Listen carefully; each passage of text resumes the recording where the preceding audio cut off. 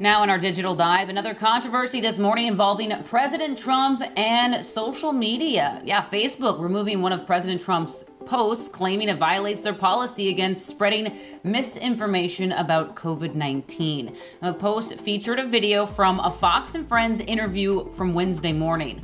The president is talking about reopening schools and claims children are virtually immune from coronavirus. My view is that schools should be open. If you look at children are almost, and I would almost say definitely, but almost immune from this disease. So few, they've got stronger, hard to believe, I don't know how you feel about it, but they have much stronger immune systems than we do somehow for this, and they do it, they don't have a problem.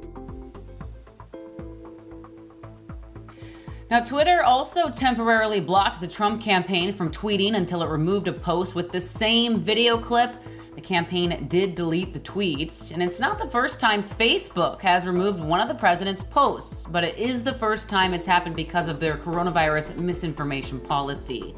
Now, studies have suggested that children are less likely to get infected with COVID-19 than adults, and if they do, their symptoms are usually more mild. However, that doesn't mean they're immune.